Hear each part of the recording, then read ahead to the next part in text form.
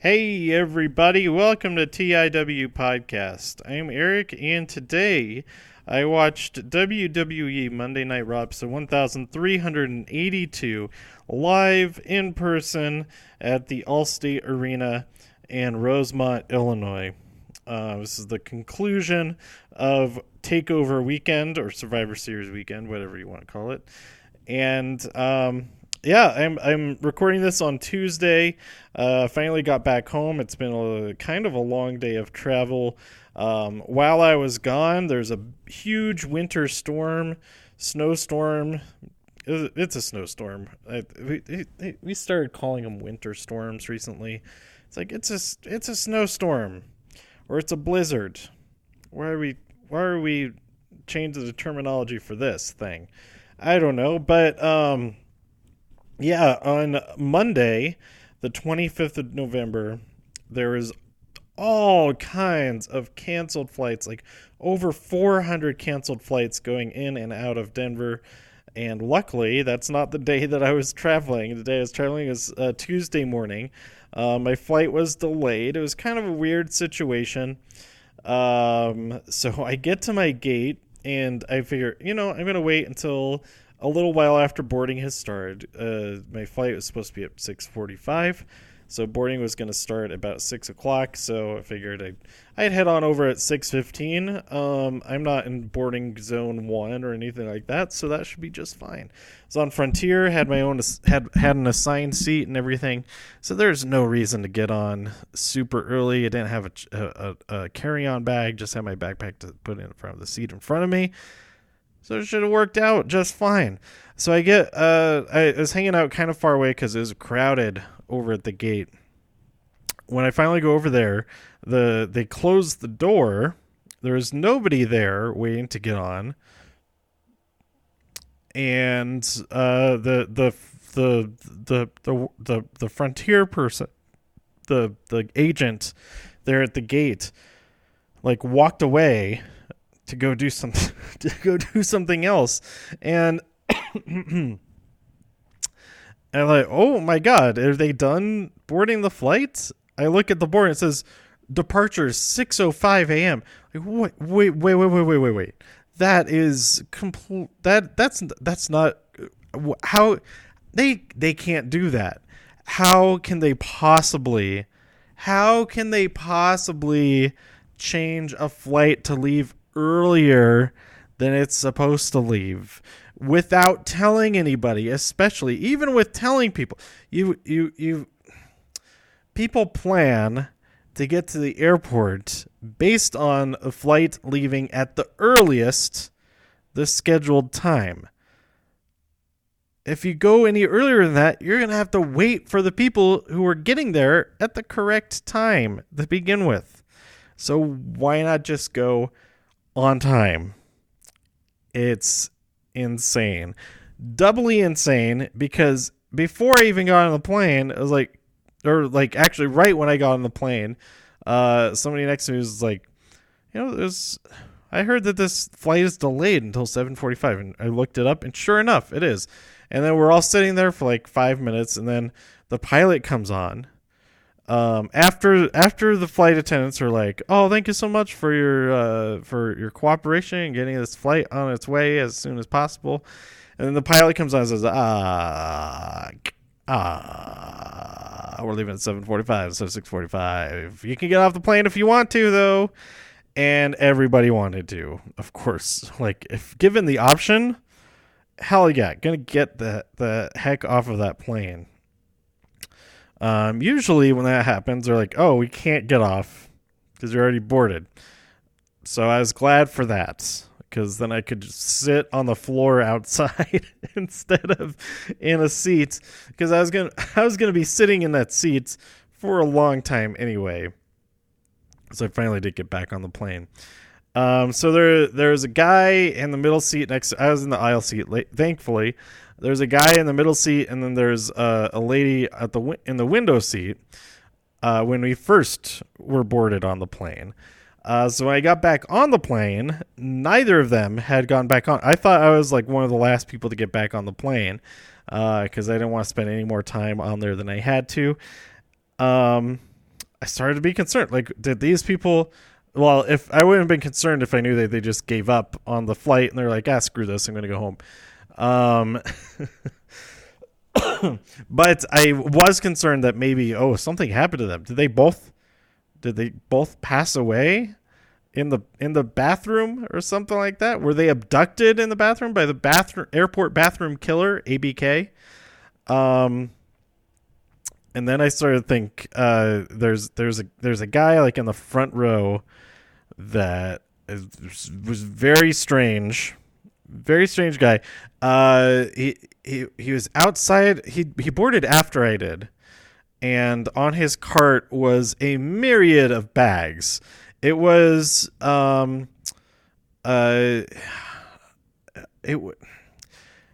it was more items than a personal item and a carry-on bag. He had like 4 or 5 different satchels of things, just things. And it turned out he was in the front row, which there's no room for any. There's room for 0 of those things, because you don't have a seat in front of you to stow. I don't know what happened to all of his items. It was a ridiculous number of items for an for even like going, even for like a road trip where you have the freedom to have whatever you're in there. This assortment of items was too much, I think. So anyway, this guy has very strange haircuts, some suspicious looking glasses, and I got to think that guy's ABK. That's the airport bathroom killer. That's why he has all these different little bags of stuff. He's got he's got his kill kit and his cleanup kit and his decoy bags and all of that. And I should thank him, because now I have a whole row to myself in an otherwise completely full airplane. So it's kind of nice, but awful for these people that the ABK knocked off, as it were. But the guy who was in the middle seat, a couple of minutes later, he boarded the aircraft and was like, okay, good. This guy is not, nothing bad happened. But then I thought, oh, wait. This lady, she hasn't gotten on the airplane yet. Maybe the guy next to me, he went right to the window seat. When I got up for him to get in, he went right for that window seat as if he knew that lady was not coming back. And so I thought, this guy is the airport bathroom killer. And once again, I should thank him, because now we have this open middle seat between us. And it's totally fine. He has no motivation, or at least a lot less motivation, to get rid of me. So this should work out pretty well. But luckily, or unluckily, I guess, the lady did come, and then she was fine with taking the middle seat. And she said to me, like, "Oh, I guess I'll sit in the middle then." And I'm like, "Well, I am in the exact seat." I didn't say this, but I thought, I'm in exactly the seat that I'm supposed to be. Don't give me that snark. It's that guy's fault that you're not going to be in the window seat if that's what you want. I'm in the seat I'm supposed to be. I'm not going to. Yeah. So, and then the guy in the window, he like tried to go to sleep immediately, which left me as the one that this lady could talk to, and it went on for it was a lot of talking, and I had hoped. Okay, so I was flying from Chicago. I was in Chicago, flying from Chicago here in Denver, and I guess she was coming to have Thanksgiving with her son, who had moved here, and she seemed to disapprove of Colorado as a concept, kind of. That she was not happy that he had moved here and stuff like that. And then she's like, "Oh, did you move here for work?" After I told her that I live here, and I'm like, nope, I lived here all my life. Or lived there, you know what I mean. And she's like, oh, wow. So then she brings up marijuana, and like, was that a good thing or a bad thing? And I don't think I've talked about this, any of this stuff on the show before, but I like kind of got into it with her. Hopefully, that maybe it would just. I don't know what I was hoping. I was just. It's what I would have wanted to say anyway, because I wasn't like lying or anything like that. I guess I could have just not said anything. I could have just said, yeah, I think it's all right. Something like that. But no, I said, I think it's a good thing. I think it should just be legal everywhere anyway, because it's, if alcohol is legal, then marijuana should be legal because because alcohol is worse. Or it's just as bad, if not, I think it's worse, but it's way more readily available. It causes way more problems, and there's a whole bunch of other reasons too. But and then also, as someone who lives in Colorado, it does come up a lot, like, oh, so you blah blah blah, you like smoking, all that kind of stuff, and I don't, and I don't do it. I'm not saying that I don't. I don't know. I haven't. So I don't do it. So it has nothing to do with that. I don't care about being able to do it myself, but I think as a concept that it should be legal everywhere, because it's kind of ridiculous that it's illegal in the first place, and yet alcohol is fine. Like, it has some regulations and stuff. The drinking age, and you have the drunk driving and all of that, all those laws, and you can get in big trouble for doing that, and you can just all kinds of problems. You can do that. Like, don't drink and drive. It's easier than ever to not even have to think about the possibility of getting behind the wheel if you're inebriated. But anyway, that's my personal opinion of it, is that if alcohol is legal, then marijuana should be legal. There's far fewer reasons for marijuana to be illegal than there are for alcohol to be illegal. So there you go. That's what I think about it. So I was telling her about that, and my thoughts on that. And like how I had heard that, like high school students, I had heard that, I don't know if there's any of that's true, so feel free to fact check this and let me know that I'm wrong or whatever. But that since it's been legalized in Colorado, that it's been the reported usage of it, I guess, is far lower, or has been on the decline since it's been legalized, recreational marijuana, that is. So yeah, so all kinds of other stuff. And then I also brought up the city of Denver had decriminalized mushrooms recently, the psychoactive kinds. You could always get the garden variety mushrooms. That's the most appropriate use of that term. It depends on what type of garden, but you know what I mean. But I didn't know the specifics of it. I was like, it's not like actually legal, but it's not. You won't get in huge trouble for it, but all that kind of stuff. I don't know this. I'm not versed on the specifics because I am not partaking in that stuff, but I think it is interesting and important, especially what I've heard from some of these, especially psychoactive drugs, the stimulants and mind-altering substances that in certain contexts and certain usages that they can be beneficial to specific conditions and things like that, and from any number of things. Again, I haven't read this stuff recently, so I can't say specifics of what specific conditions have been shown to be helped by those kinds of things. But yeah, and then there's the whole idea of like microdosing, not just with like the what is is it psilocybin? I think is the psychoactive chemical that's in mushrooms, but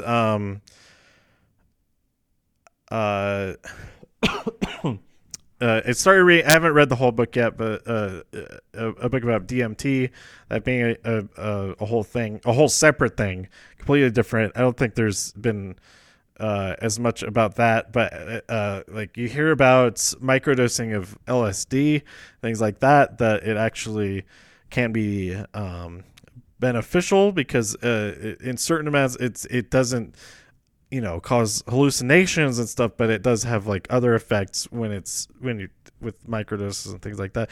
I don't know why I'm talking.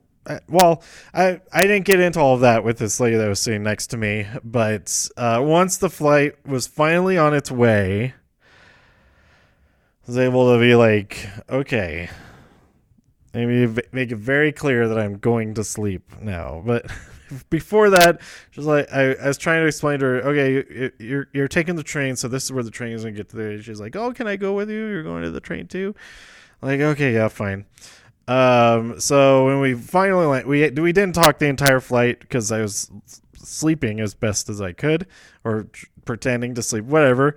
I think she maybe was asleep too. But when we landed, I was like, oh, would you still want to follow me to get to the train or whatever? And she was like, oh yes, that would be great. I need to use the bathroom before when we get there, of course, and then we can get on our way to do the train thing. So we get off the plane. I'm like, okay, I'm gonna go use the restroom real quick. I'll meet you right back here. And like she had been on the phone with her son, and then when I get out of the bathroom, he says, "Oh, he surprised me, and he's here at the airport." So yeah, I just have to get to such and such and such. And I was like, okay, cool. Well, I'm gonna go. I'll see you then. Good luck. They're like, oh, but where do I go? And okay, just go. I pointed her in the direction. Just follow those people down that escalator. You'll be fine. So I don't know. She may have been abducted by the ABK right after that. After finally getting home on the flight, which was like 2 hours later than planned or whatever, not a big deal. There were at least half of the flights on the boards for today coming in and out of Denver were canceled, so I felt at least half lucky that my flight was actually able to get in at all. So there you go. And now I'm sitting at home in my living room recording this podcast episode. So it all worked out, except for anybody who was taken from us by the awful criminal ABK. Okay. If there actually is an airport bathroom killer that is known by that name, then I truly apologize to all the people affected by that awful person's actions. But if it isn't, then I apologize to all the fictional people who have been affected by that awful criminal's fictional actions. So either way, I'm really sorry about that whole bit. I took the train home. I killed some time because I had like another half hour to wait until the train was going to get going. So luckily there's a subway there by the on the other side of security, on the outer side. So you don't need a plane ticket to go to this subway in the airport. You can take the light rail to the airport, so you can get some subway without actually having an airplane ticket. So if that's something that you're interested in doing. There's a couple other restaurants that are outside of security as well, but I didn't go to those. I went to Subway, and they have sliders now. Did you guys know this? Have you heard of this? Have you heard this? That Subway has sliders now, and they're only $2 each. That is a tremendous deal, and they have a 2 sliders and a drink combination for $5. And you can choose whichever type of slider you want. You got the little turkey slider. You got the other ones. That's the only one that I remember the name of. You have a little. This episode is brought to you by Subway. Yeah, the little Philly cheesesteak slider, which did not seem like, reading the description of it, it did not seem like a cheesesteak at all. So I don't know. Plus it's a slider. What am I saying? Plus it's a slider. The Philly cheesesteak sandwich is not on a bun or a roll or whatever that it's not on a round piece of bread. That's absolutely incorrect to call it Philly cheesesteak. Also, before the show on Monday night, I'm gonna get to the actual show here in a minute. But before the show, it was kind of breakfast. For breakfast and lunch, I got the individual. I talked about Giordano's in a previous episode. I went and picked it up, walked over there, grabbed it. Maybe I didn't talk about this. I got their individual 6-inch deep dish pizza, which is it tasted good, but at that size, so much of it is the outer crust. It's the ratio is way off for outer crust to interior, and I did not enjoy that aspect of it. I like the sauce, I like the cheese, I like the crust, but the ratio is just way off. It is unbalanced. It was very crust heavy. So I decided, okay, I haven't had breakfast. I haven't eaten since late last night. And if I order this, it'd be perfect for lunch. It'll hold me over through the show and all of that. I'm gonna get a small pizza, which is about like 10 inches, I think. 6 slices. It's a lot of deep dish. It's a whole lot of deep dish. I don't even know how many. It's probably like 7,000 calories just for that one. Forget getting the large. They have a medium and a large. That's nuts. That's gotta be a whole year's worth of food in a large Giordano's pizza, deep dish pizza. But anyway, it was pretty good. I could not eat the whole thing, so a little bit of it went to waste, unfortunately. And I totally forgot to leave a tip for the housekeeping. I feel really bad about that, and I really hope that they don't even look inside of that, because I did just leave the pizza box like on the table on the counter there, and it would be weird. I fully expect them just to throw that away, and I really hope that that's what happens. But in the off chance that they do open it up, they'll be horrified to see like a couple of 80% eaten pieces of pizza. Because again, I wasn't as much of a fan of the crust as the interior of the pizza. So the last couple of slices, I was like, oh yeah, I'm just getting the good stuff from these. I'm not wasting my appetite on the crusts. I gotta get the most out of these toppings and the sauce and the cheese, and it's delicious. Can't fool around with the crust right now. So even then, there's still some sauce and cheese and stuff left. But anyway, that's pretty good. I recommend check out Giordano's. I've been to Pizzeria Due before, but the nearest location, I don't know if it may be just the one location. It was very far away. I don't know if I would have been able to order delivery for that far away, and it absolutely wouldn't have been worth it on this trip. When I was otherwise, microphone's all over the place right now. Otherwise, wouldn't have been going that way. It didn't make sense to go do that. So Giordano's, if you're near Allstate Arena, Giordano's is real nearby. And if you're staying at the Hyatt Rosemont, it is like a block away. So have at it. That's my recommendation. All right. Excuse me. That's some of the Giordano's clogging up the lungs system there. But let's talk now about what happened on both main event and Raw, episode 1883. 1383. 1383. So first of all, we had a main event. We had two matches: Sarah Logan versus Natalia. Natalia won that match.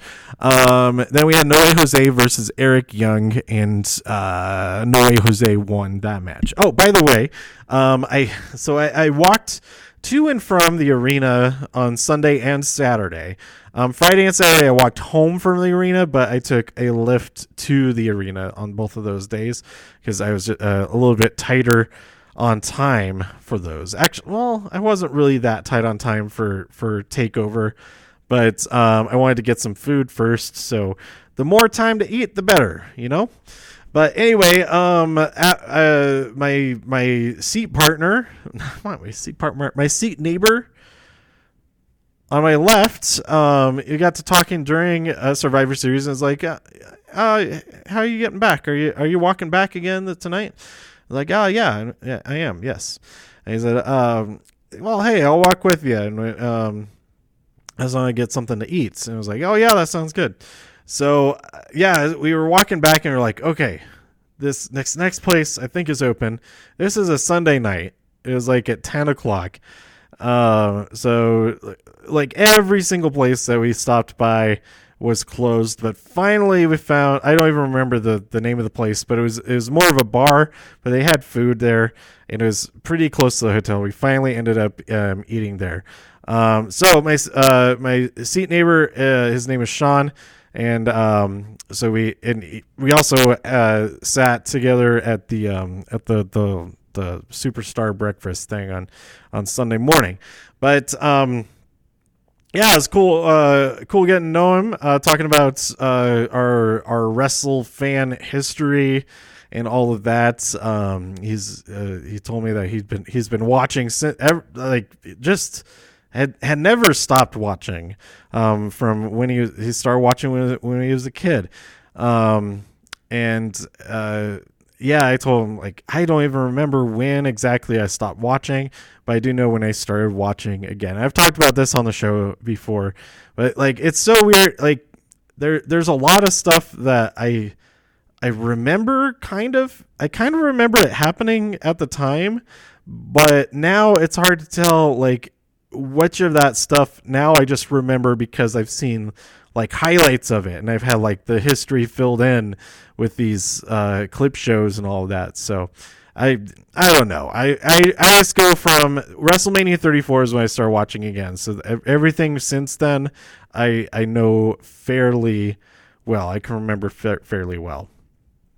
But anyway, so I decided to walk on Monday to get and I got there right in time. Maybe like 2 minutes before main event began, I got to my seat. It was actually after they played the whole thing. Your likeness is going to be used for the without your consent, blah, blah, blah, because this is your consent, blah, blah, blah. Your image and sound can be used for promotional material, blah, blah, blah. So I missed that part of it, or I heard that from outside, and then I got to my seat right before main event began, and it worked out. Like, the time was pretty much perfect there. So there you go.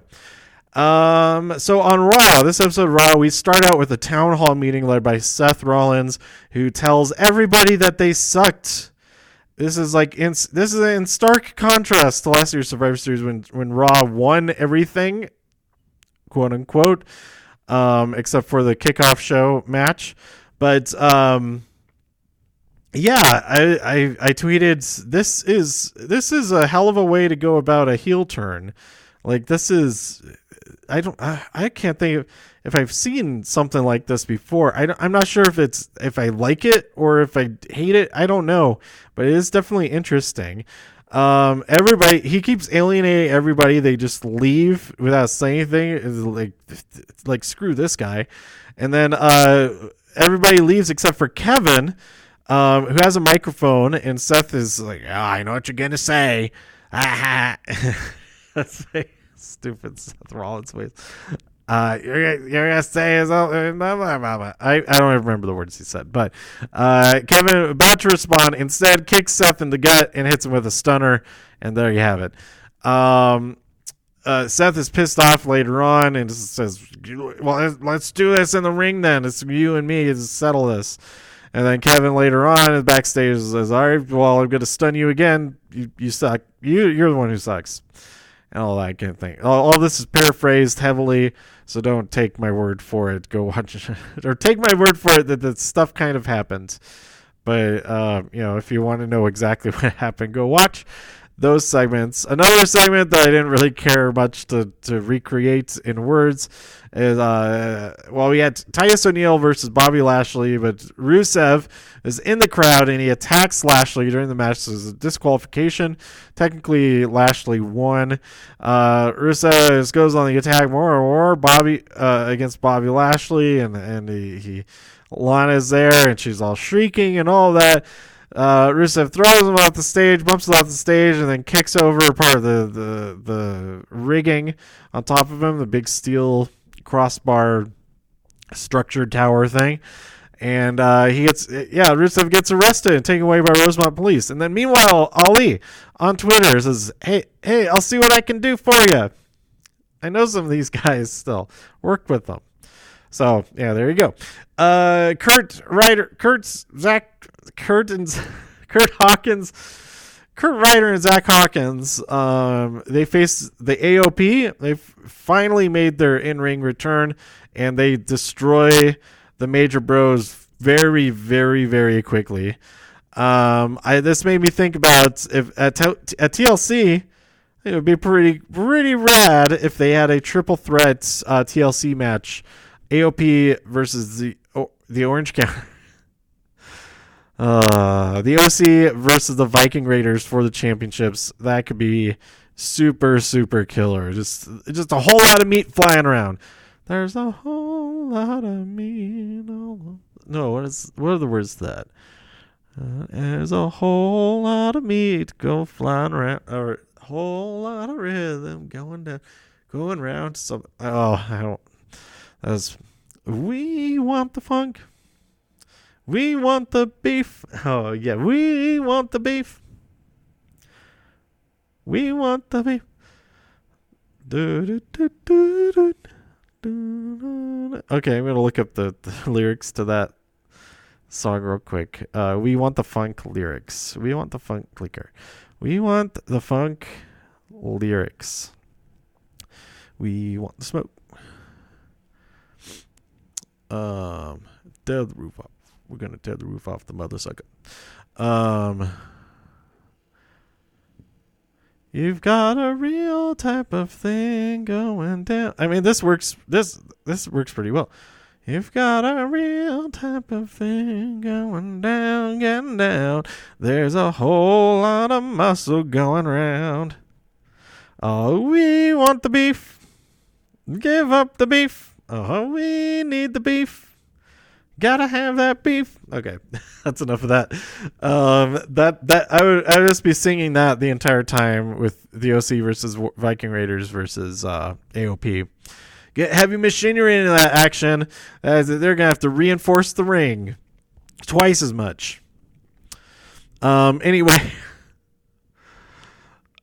Can you tell? I haven't had a lack. It isn't a lack of sleep. It's a lack of quality sleep that has me a little bit loopy recording this episode. I did not mention this in the last episode. So I had recorded like the first 10 minutes of the Survivor Series episode when I heard like a loud thump on the connecting door from the next room, and I was like, oh no. And then a loud thump again. And wait, I'm going to make any sounds. Because maybe they're really pissed off that I'm talking. And it's like way past midnight. So, yeah, I stopped and then recorded the next day instead. So, to that hotel room next to me, 724. I'm sorry. I didn't hear anything. But then they were watching some wrestling. I thought I heard the sound of a wrestling program on there. So maybe I was hallucinating. I don't know, or maybe they put that on to mask the sound of of more talking that they thought they might hear. I don't know, so I could get some sleep. Any hoozles. I'm not gonna say that again. Akira Tozawa versus Andrade is the next match happened. I thought it was pretty good. Andrade wins via hammerlock DDT. Why did I go hammerlock? I mistyped that completely. Alistair backstage says he's coming to collect what he's owed. That the mere presence of somebody is offensive to him or whatever. It must mean that they come to pick a fight with me. Buddy Murphy defeats the returning Matt Hardy.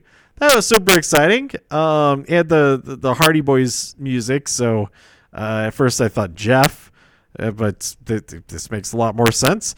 Buddy Murphy defeats Matt Hardy, and then he picks a fight with Aleister Black, who comes out, beats up Buddy Murphy a little bit. A match does not begin, but Aleister stands tall as he's kind of scared Buddy Murphy off.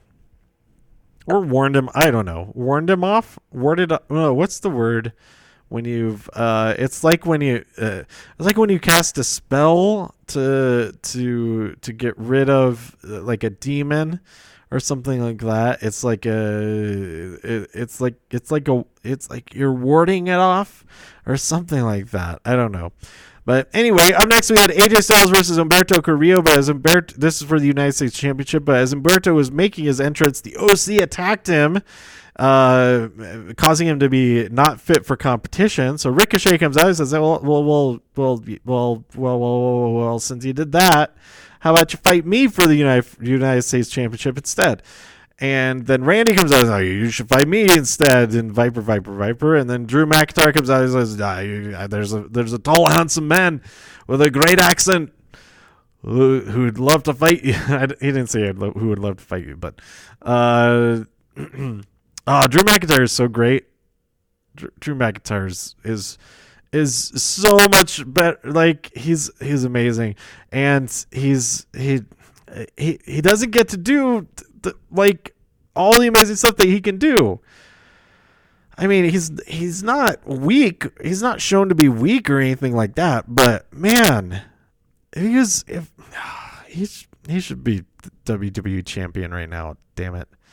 But anyway, and then Rey Mysterio comes out, also somebody should be the WWE Championship right at this moment.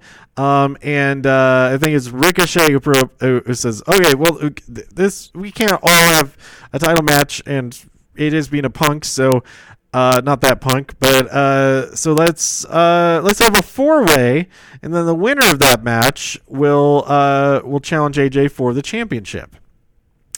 And AJ says, no, that's awful. But then Luke Gallows is like, I think it sounds like a pretty good idea. And Carl Hazard's like, that's right, brother. That's a really good idea. I got the voices kind of mixed up. He's like, it's pretty compelling. So we get this fatal 4-way match. Ray wins. The match was pretty awesome. And then right away, this didn't even get delayed till later. They didn't get any time to recover. Ray didn't get any time to recover.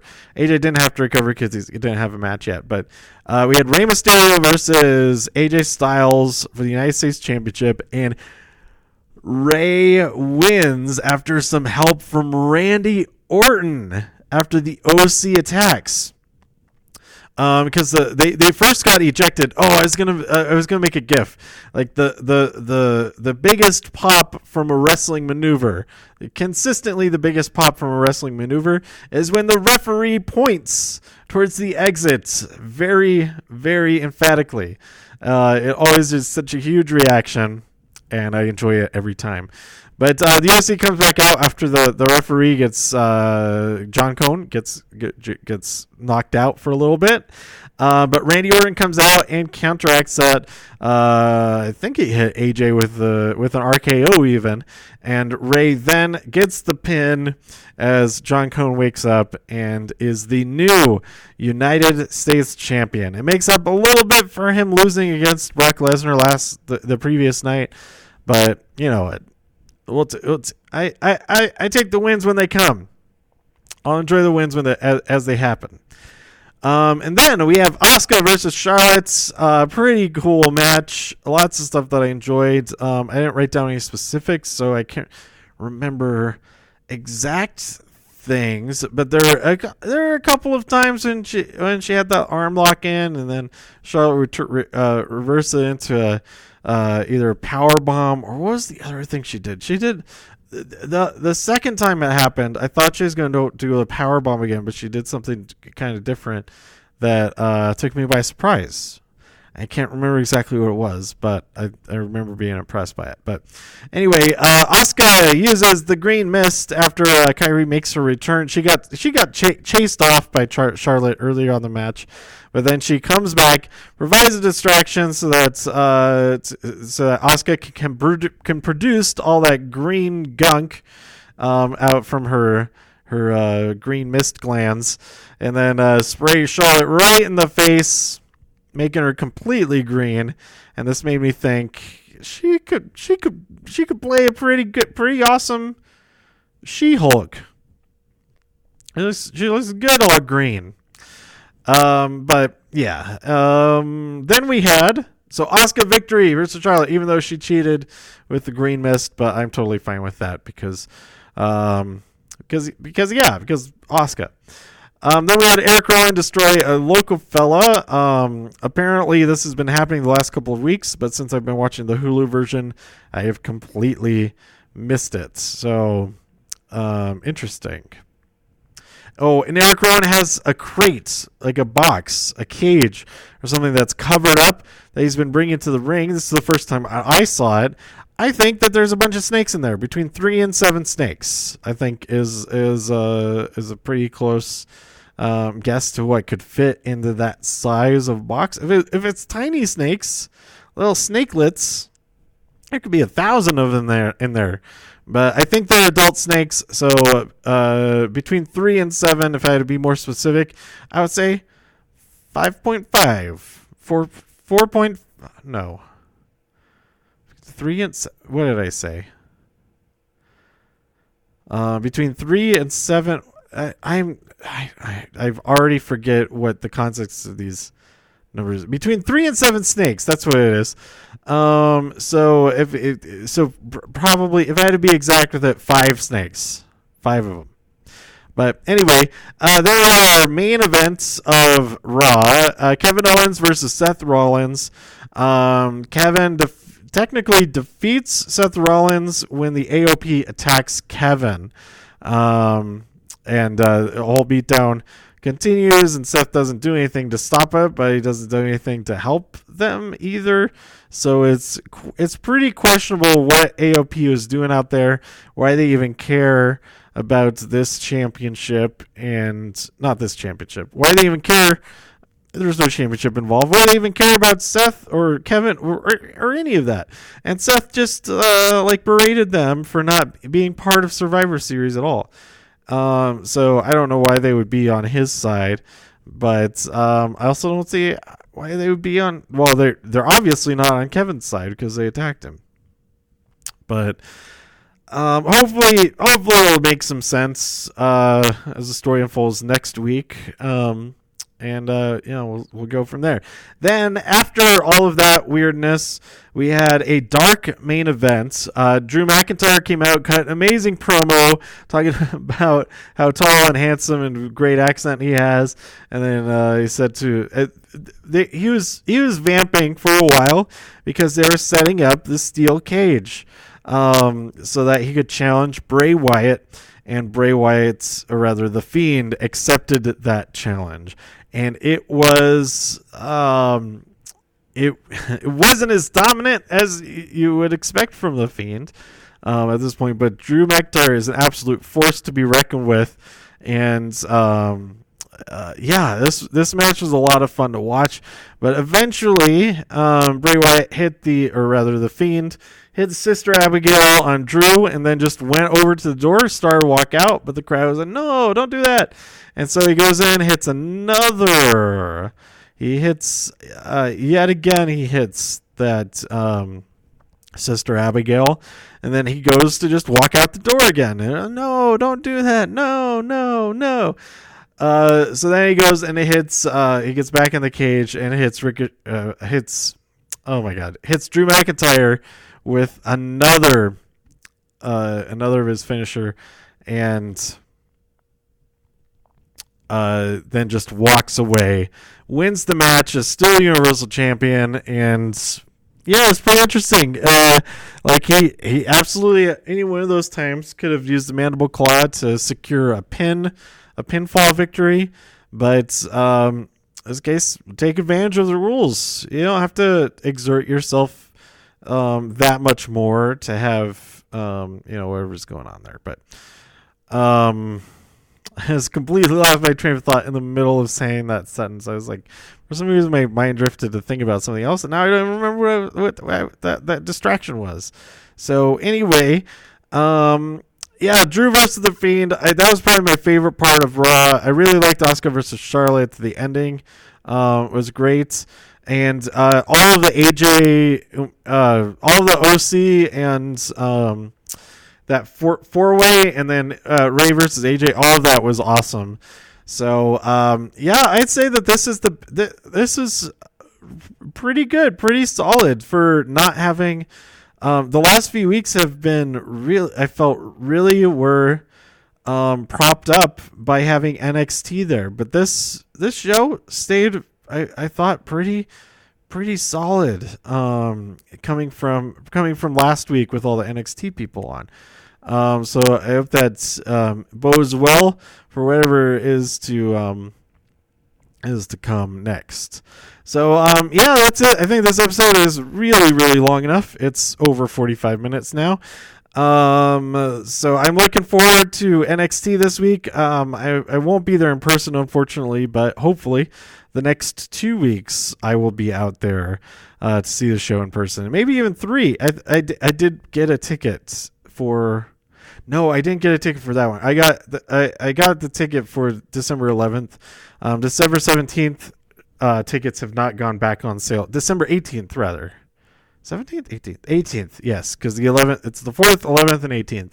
So anyway, let me know what you thought about this episode of Monday Night Raw and all the other crazy stuff that I've talked about in this episode. What do you think of drugs?